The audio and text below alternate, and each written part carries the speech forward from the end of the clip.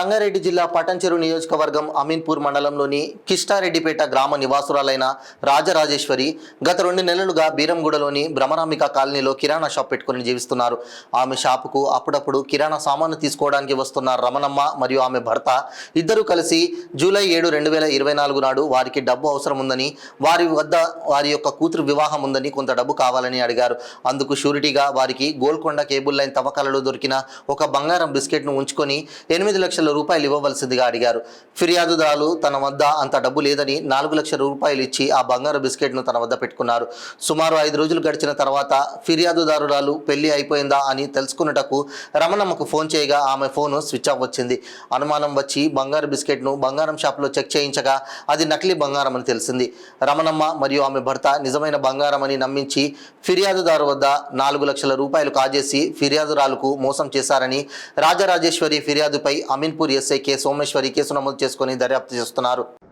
ఈరోజు మధ్యాహ్నం 12 గంటలకు కిష్టారెడ్డిపేట నివాసురాలైన రాజరాజేశ్వరి అనే అమీన్పూర్ భ్రమరాంబిక కాలనీలో కిరాణా షాప్ నడుపుకుంటుంది.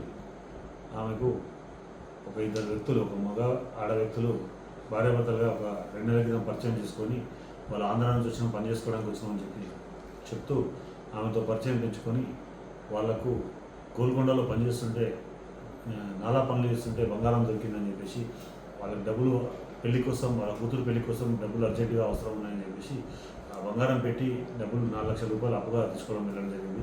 వాళ్ళు నిజమైన బంగారం అని నమ్మి అడ్డం పెట్టుకొని తర్వాత కొన్ని రోజుల తర్వాత వాళ్ళకి ఫోన్ చేస్తే ఆ ఫోన్ స్విచ్ ఆఫ్ రావడం జరిగింది. తర్వాత దాన్ని ఆ బంగారం ముద్దని వెరిఫై చేస్తే అది ఫేక్ బంగారము, నకిలీ బంగారం అని తెలియడం జరిగింది. అప్పటి నుంచి వాళ్ళు ఇద్దరికి ట్రై చేసినా వాళ్ళ ఆచూకీ తెలియలేదు.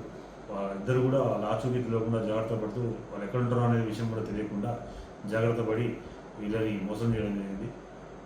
ఈ సందర్భంగా అందరికీ కూడా విజ్ఞప్తి ఏంటంటే, ఎవరైనా ఇలా బంగారం దొరికింది అని అప్రోచ్ అవుతే ఎట్టి పరిస్థితుల్లో మోసపోకుండా అలాంటి వాటి గురించి సమాచారాన్ని పోలీస్ స్టేషన్లో ఇవ్వాల్సిందిగా అమీన్పూర్ పోలీస్ స్టేషన్ తరఫున కోరడం జరుగుతుంది.